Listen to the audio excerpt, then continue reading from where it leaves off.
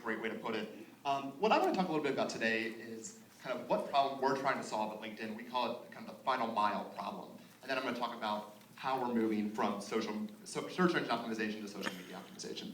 So this final mile problem in journalism, it's you go around, you write a great story. If you're a reporter, you're a blogger, doesn't matter where you are, you write a great story, but how do you get that in front of the right audience? And that's the challenge we're trying to solve. So about a year ago, we launched a social news product called LinkedIn Today. This is an example of it. And it's based entirely on what's being shared. And so we take it into three areas. What's being shared among your connections, so people you know. What's being shared in your industry. So I'm in online media, for example, but also I want to know what other people in online media are sharing, but I can follow other industries if I'm interested in restaurants or whatever. And then the third area is what's being shared beyond your industry. We talk about the worry that you're only going to see a very limited amount. It's something we talk about in journalism a lot. You get a very narrow worldview. So we want to go beyond that. What's trending across LinkedIn? What's popular? And this is all part of our effort to make professionals great at what they do. And so to be great at what you do, you need to know what's happening in your industry. So that's part of our effort, and we link out directly to publishers. This is got more than 300,000 publishers who now have our InShare button on their sites, which is what drives LinkedIn Today, in addition to people sharing stories directly within LinkedIn or in groups or other areas. And then we also, our referral traffic to publishers is up about 45% quarter over quarter.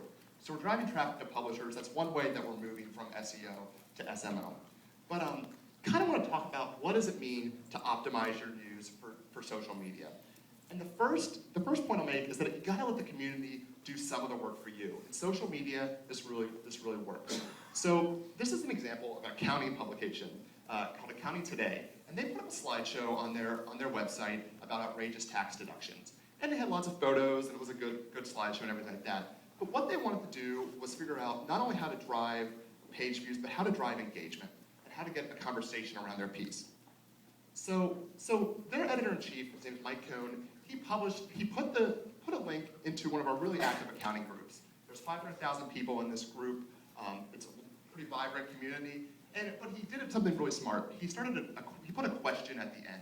This is essential for all publishers for thinking about how do you make your stuff work in social. He asked, what are some of the weirdest tax deductions you've ever seen? And he asked this in a community of accountants where they're dying to tell you of how their clients are trying to scam the IRS or trying to do something they're not supposed to do.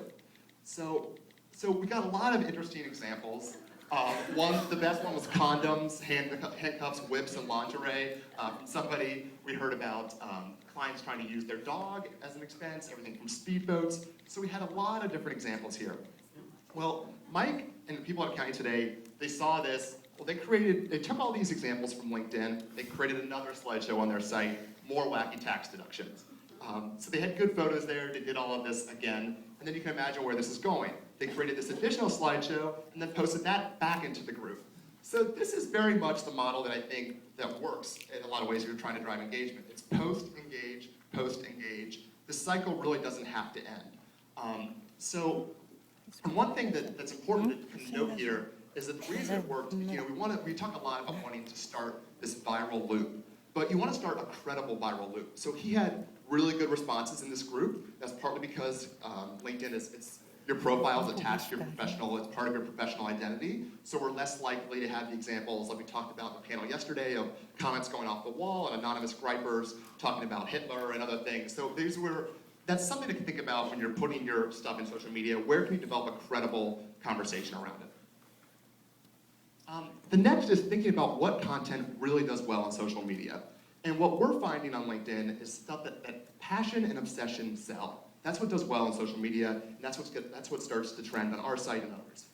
So here's an example of that. As you know, everybody was covering SOPA earlier this year, the Stop Online Piracy Act.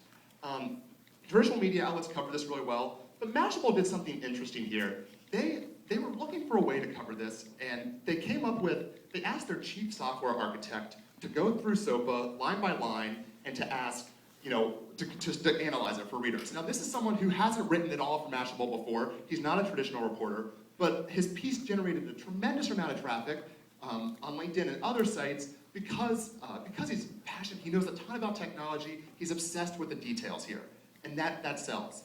And kind of while we're on this slide, it's probably good to mention these share counters over here. A lot of sites use this now. We would say this is a really good practice for newsrooms to get in. And the reason is kind of this whole social proof theory that we talk about. You know, we like to follow the crowd. If we see that other people are sharing things, we probably think that's a good idea, and that's going to give, these counters are going to give people another incentive to share. So that's something they did well. Another thing, and Mashable does this really well all the time, if you want your stuff to work well on social media, you're asking questions and you're diving into the comments. You know, I